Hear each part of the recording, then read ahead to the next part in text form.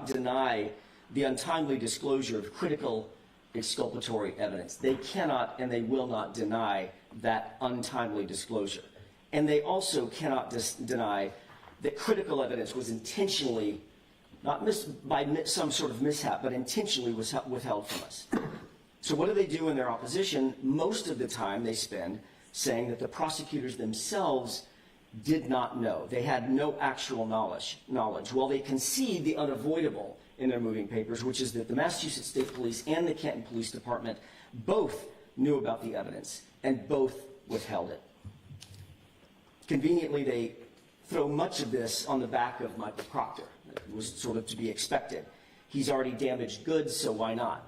And they also bring in a newly revealed sergeant, a sergeant by the name of DG Petro, who's already retired, gone from the police force, and who interestingly retired just 2 days after the Commonwealth's October 2024 disclosure revealing previously withheld sallyport video. I'm just going to ask, is he available, Mr. Brennan? Not today, but he could be available. I'm just curious, so he's still around? He is, Okay. yes, and he's cooperative. All right, Mr. Jackson, go ahead. Our motion illustrates that, and by the way, I'll walk through the videos that we did get and when we received them. Our motion illustrates that dismissal in this case is required because of the cumulative impact of clear-cut discovery violations, clear-cut, inexcusable Brady violations. And from a legal standpoint, the conduct in this case is so egregious, it's so pervasive, and it's so deliberate that prejudice must be presumed. We don't have to prove prejudice, it should be presumed. To begin, I want to start the issue by talking about the condition of Ms. Reed's passenger taillight. The condition of that SUV passenger taillight at the time it was brought into the sallyport at Canton PD is of critical importance, and that may be one of the most important facts in this entire case. It's important because we know as a fact now that not a single piece of taillight was ever recovered at 34 Fairview until after that vehicle was in the possession of Michael Proctor and the Massachusetts State Police. That is the foundation on which this entire argument is built, and it is an undisputed fact, although it wasn't undisputed for years. Other material facts that are not in dispute. The sallyport video has been in the possession and custody and control of the Commonwealth since January 29th, 2022. That is a fact. It's also a fact that none of it, not one bit of it, was ever disclosed to the defense until April 4th, 2024. On April 4th, and I want to walk through what videos we did get and when. On April 4th, we got 2 videos. One was the sallyport interior front wall. That was the video that was missing 42 minutes, which was the 42 minutes where it would have shown the car being pulled into the sallyport. And we also received a Canton Police Department driveway video with the SUV on a flatbed, which did not show the rear end of the car. On April 23rd, 2024, and by the way, April 4th, the court will recall, was just in the shadow of the beginning of the trial. On April 23rd, in the middle of the trial, we received another sallyport interior back wall video. That was the video that is now sort of famously inverted. On October 10th, 2024, 2 days before Sergeant DG Petro retired, we received 4 videos. The Canton PD interior hallway, the Canton PD rear lot main side, the Canton PD rear lot cruiser side, and the Canton PD church side exterior sallyport. And I highlight the word exterior because it becomes extremely important in just a moment. These are 4 videos, all of which show Brian Higgins in some way, shape, form, or fashion at the Canton Police Department on January 29th, 2022. Then on January 28th, 2025, the Canton Police Department main driveway side exterior sallyport was given to us. It's a grainy and very wobbly video that nobody can sort of make heads or tails out of. You can see the general outline of a vehicle, but the condition or the quality is so bad that you can't tell what the condition of the taillight is, which is what we're interested in. And I bring this to the court's attention, or I highlight this, because this is the second exterior sallyport video that we ever received. One on October 10th, one on January 28th, 2025. Then on Friday, this past Friday, something pretty remarkable happened. We just received a report from Sergeant Buchnick dated February 28th, which is 5 days ago now. And he makes an important admission in that report for the very first time during all of this. He indicates that in May of 2024, during trial, he was, quote, provided with a thumb drive and the CD labeled with a Post-it note on my desk to review prior to testimony. He goes on to say, quote, at this time I reviewed the video and I reviewed video made available to me, which included video footage of the Canton PD exterior sallyport. Exterior sallyport. That means that the Massachusetts State Police not only had in their possession exterior sallyport video, but they knew about it and were reviewing it during trial. But we didn't get any of it until, as I just said, October 10th, we got one. January 28th of this year, we got the other. So that was withheld from us for the entirety of the first trial and all the way until at least October 10th, possibly as late as January 2025, and they've now admitted that. But who else knew about this withheld video in May of 2024 during trial? On cross-examination... So can I just ask, was this of better quality than anything you had, or was it the same wobbly? Same. Okay. Same. Wobbly, grainy, can't make heads or tails out of hardly any of it. No. The question is, who else knew about this? Did anybody else know about this being withheld from us in May of 2024 during trial? On cross-examination on June 6th, Trooper Buchnick admitted to reviewing video evidence with Mr. Lally in May of 2024 in prep for his testimony.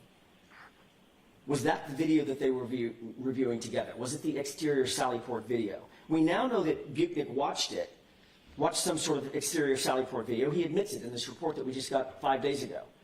And we also know that he and Mr. Lally were reviewing video together before his testimony in May of 2024 because he admitted to that on cross-examination during trial. But I didn't have information about what he was reviewing because we didn't have the videos.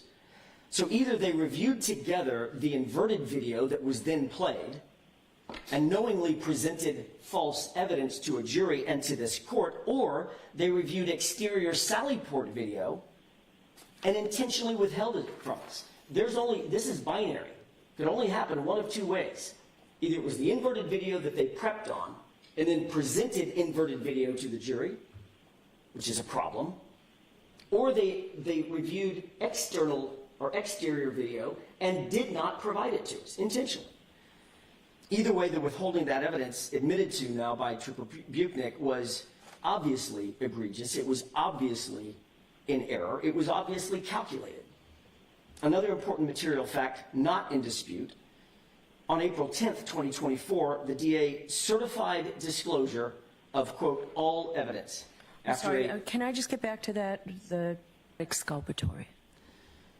Because the videos themselves, as the court will see through the presentation of my oral argument, that the fact that those videos all just happened to either be grainy, wobbly, missing 42 minutes, or from the wrong angle and flipped backward, all tend to show that the Commonwealth doesn't want the condition of the taillight to be seen by anybody when it's pulled into the sallyport. That is a reasonable inference. In other words, it's the cumulative effect of the bad videos that helps us. That's why it's exculpatory. All right. And also, could you explain to me the prejudice? I will get to the prejudice as I move through now my or no? If you can, if you're going to do it later, that's fine. I will do it later. I think the prejudice is cumulative. Obviously, we didn't have the information that we needed to be able to cross-examine the witnesses that we needed to be able to cross-examine at the time that it was provided. Okay. It just, very obviously, there were certain videos that were clear from some cameras on other days and other times, but these cameras that were late discovery that was provided to us just so happened to all go out. They all find their way to be defective in one way or another at the exact moment that we would need them. On April 10th, 2024, the DA filed its certification of giving us all evidence that they had in their possession, and that they had done a reasonable inquiry. Both of these, that certification was just not true. How could that be true, and we're still getting video evidence that is in their possession, custody, and control in October, in January? How could that possibly be true? It isn't true.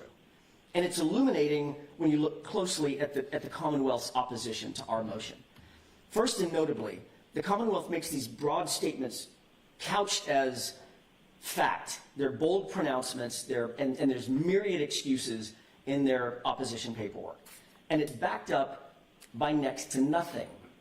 Not a single exhibit at the time they filed their opposition. There's some exhibits that have been lately provided, including some exhibits just a few minutes ago that they're now adding to their exhibit list and to their opposition.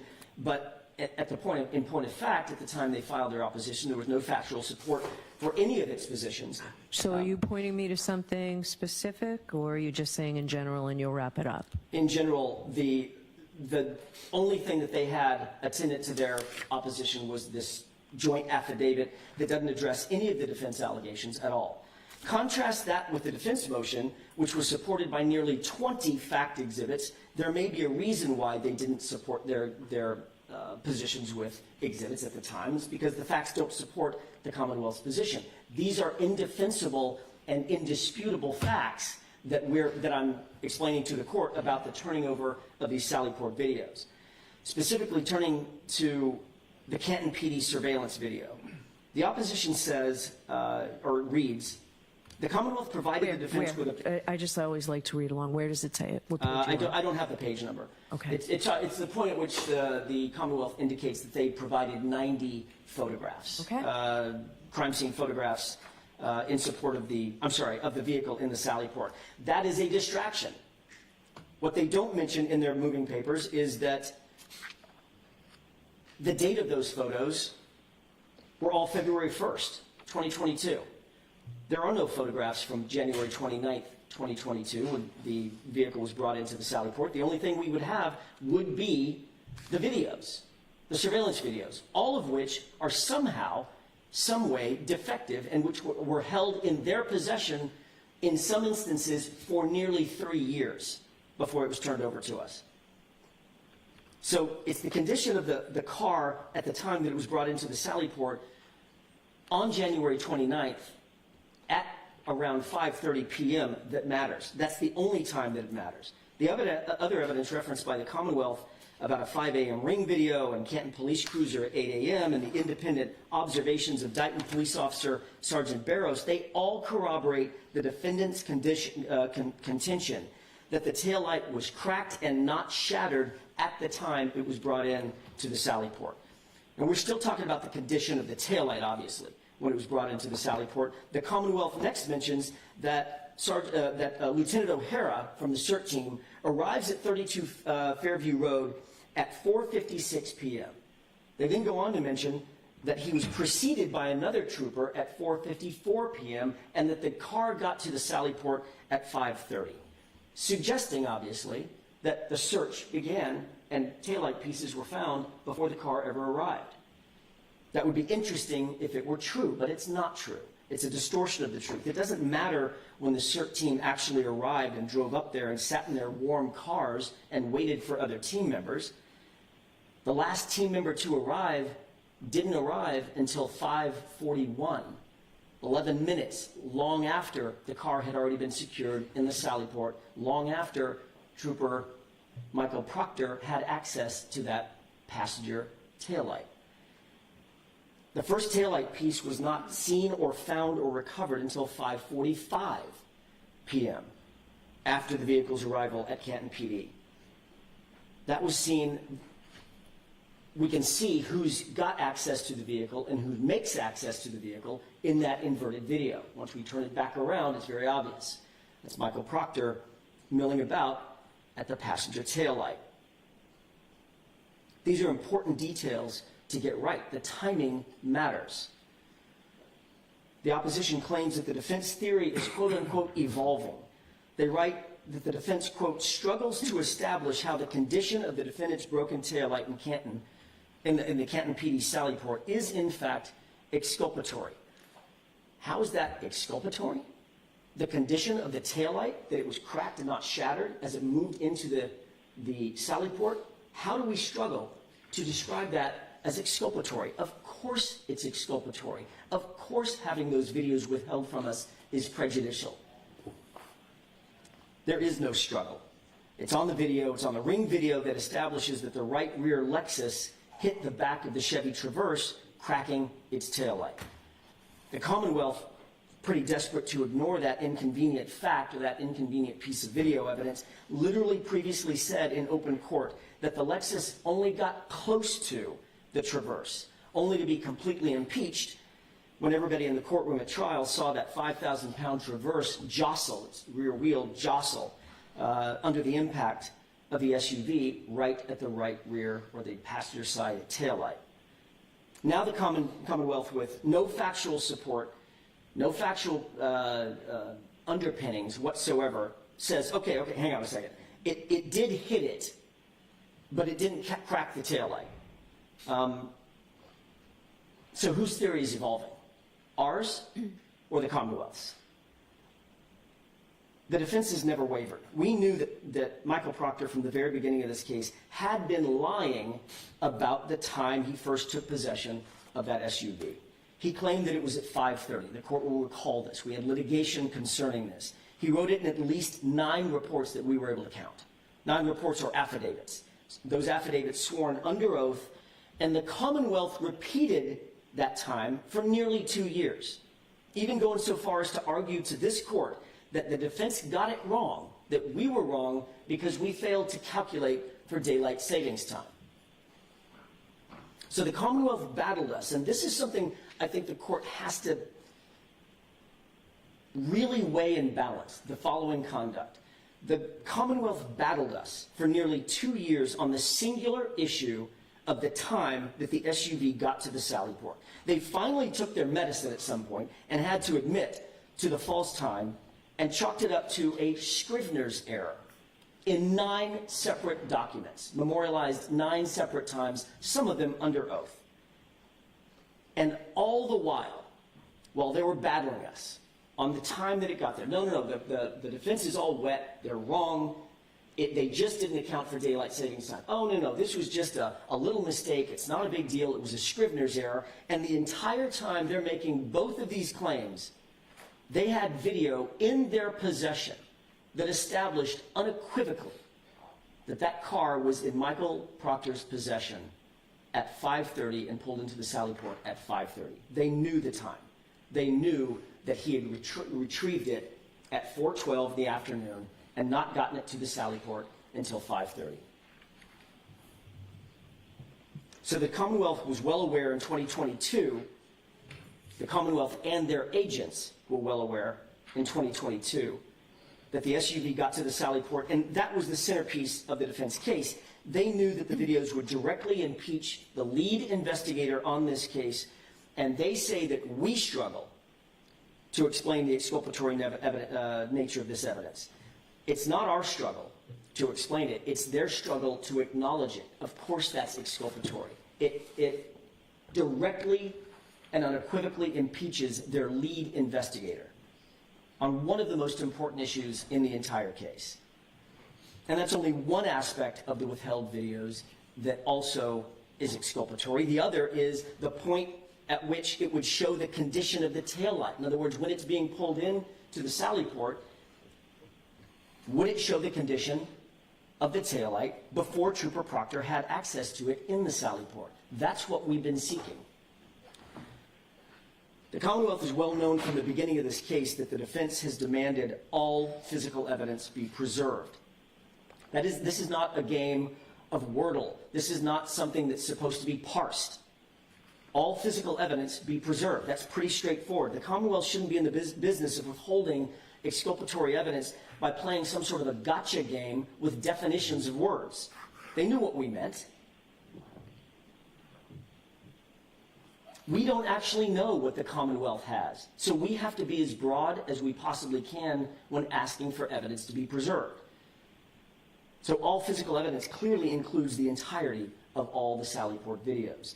The Commonwealth parses words by saying, well, we never asked for the Commonwealth to preserve the CPD footage from the sallyport because the Canton PD is not the crime scene. You asked for crime scene footage, and Canton PD is not the crime scene. Well, first, I think that's a disingenuous argument that plays right to that sort of gotcha that we've discussed. I think the Commonwealth is better than that. That's not what we should be doing in a trial for murder.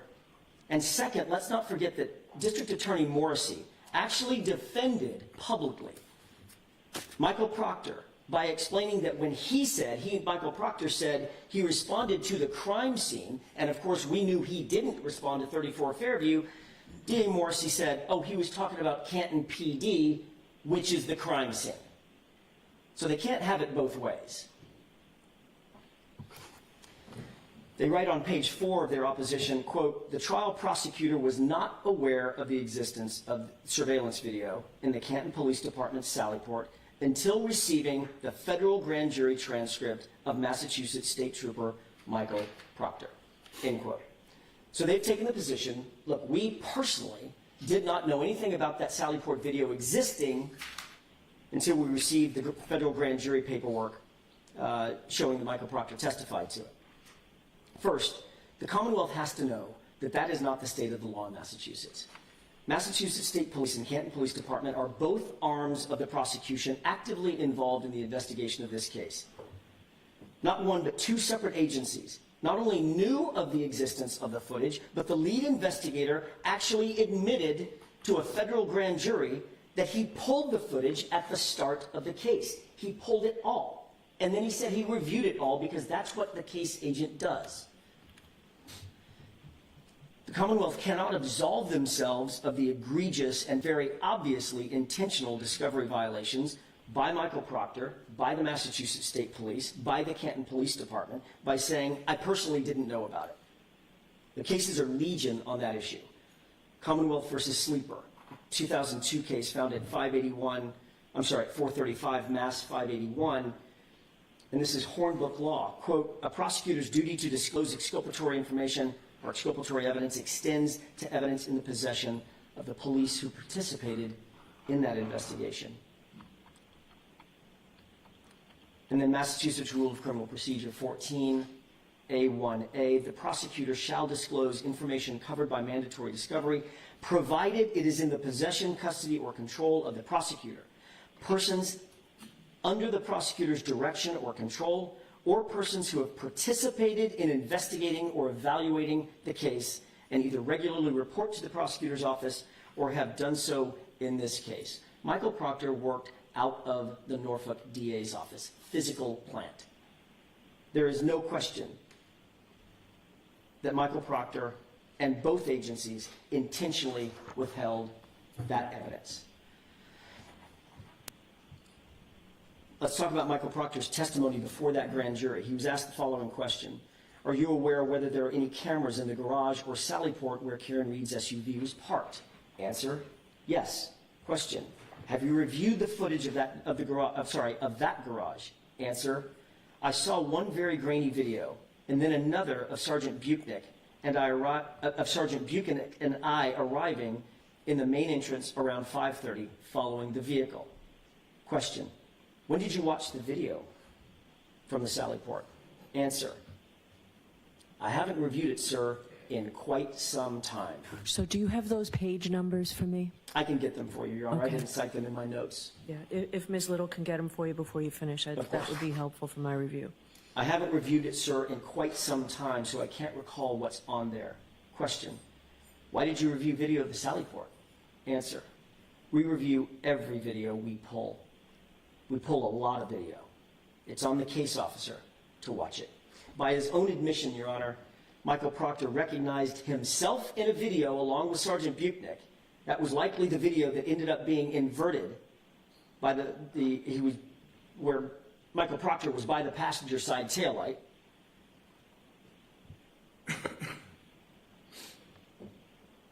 And that was before any taillight material was ever recovered at 34 Fairview.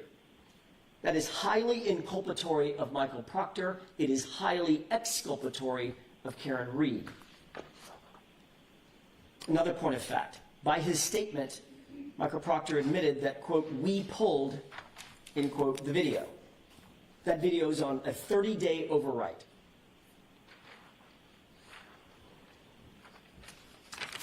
The Michael Proctor testimony in front of the federal grand jury is at page 79, lines 1 through 13. Thank you. Thank you, Ms. Little. Exhibit C, is it Charlie? Okay.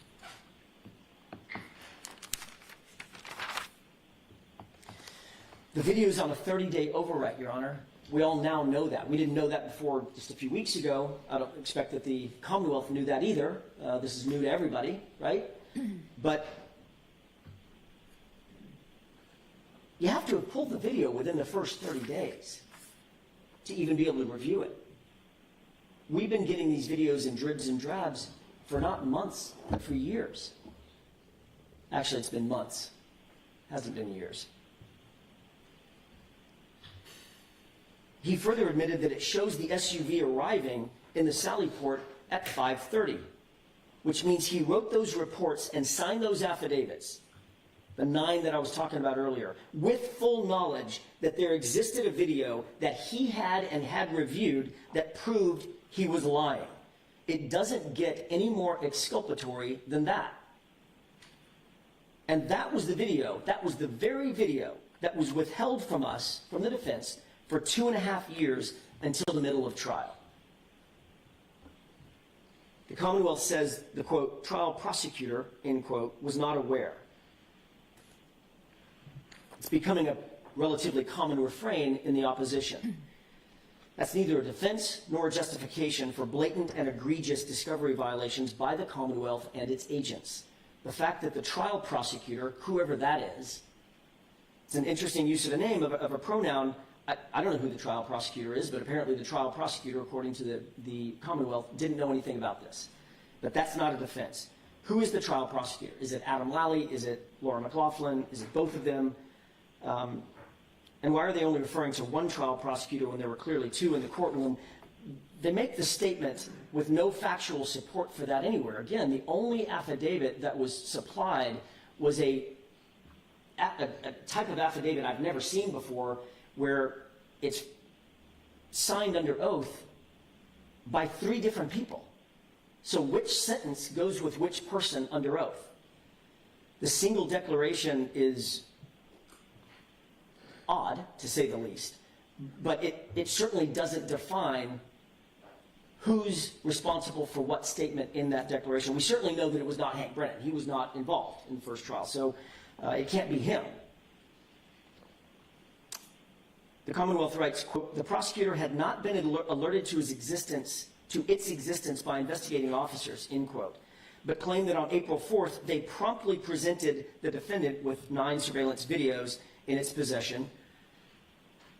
The Commonwealth received the federal materials. Were those all from the Canton Police Station? I'm sorry? Were those all from the Canton Police Station, those 9 videos? My understanding is those were from the Canton surveillance. They're talking about the Canton. I didn't go back and audit which 9 they're talking about because I thought we only received 8, but I believe they're all from the Canton. Ms. Little, were they all from the Canton Police Department? Yes, Your Honor. Okay.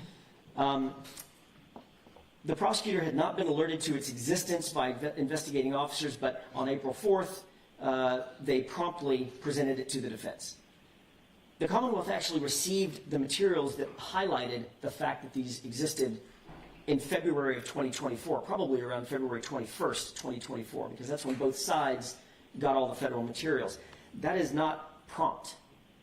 We presume that Mr. Lally has daily communications, or had daily communications, with Michael Proctor as the investigator, the lead investigator on the biggest case that the Commonwealth, this office of the Commonwealth has seen in a long time, and it took 2 months to produce an incomplete production of these videos. We didn't even get all of them at the time.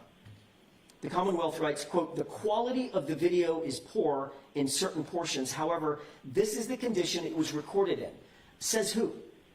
That's a fact question, one that needs to be answered. And it's an important question. Who says that the Commonwealth received these, or I'm sorry, who says that this is the condition that those videos were recorded in? We've got no facts to support that whatsoever. And then the Commonwealth goes on and says, and that was the condition in which it was received by the prosecutor. That's also a fact question that needs to be answered. And these questions could be answered with a proper evidentiary hearing. The Commonwealth's representations about Louis Jutras, the technology director for Canton, being subject to cross-examination about the Canton PD video surveillance system is also just not true. They indicate, well, we had access to Louis Jutras and could have cross-examined him on all of these issues. Louis Jutras was called for a very specific reason, the town library video. We had no way of knowing at that time that he had any connection whatsoever with the Canton Police video system. We were not told that until well after trial. That was never disclosed to us, and I think Mr. Brennan used this phrase not long ago, that would have been nice to know of Mr. Louis Jutras. The first time Louis Jutras was ever disclosed to as the person who installed the cameras at Canton PD was in a report dated October 10th, 2024. According to Colleen Crawford, and the court's heard her name as well, one of the Commonwealth's experts, Jutras indicated that he replaced and disposed of the camera capturing the inverted video at some unidentified point between January 29, 2022, when the inverted video was actually taken, and July of 2024, because it was quote-unquote defective. Interestingly, that's the only video that's clear. It's inverted, but at least it was clear, and that's the camera that, according to the Commonwealth, was replaced as defective. A week after filing its certificate of compliance, after the defense brought to the court's attention that 42 minutes was missing from the sallyport video that we did receive, lo and behold, the Commonwealth produces a new video that also purports to show the passenger side taillight, except, as the court now knows, that's the one that was inverted. In the moving papers, in its opposition papers, the prosecution says, well, the prosecution had not previously received this video or knew of its existence. This is now the third or fourth time the Commonwealth sort of runs to this argument, I didn't know. We did not know about its existence.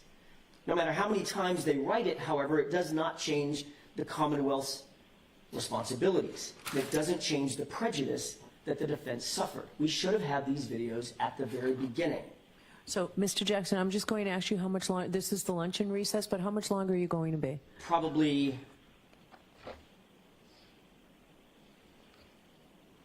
45 minutes, I would say. All right, so we'll break. What? Memorize, please.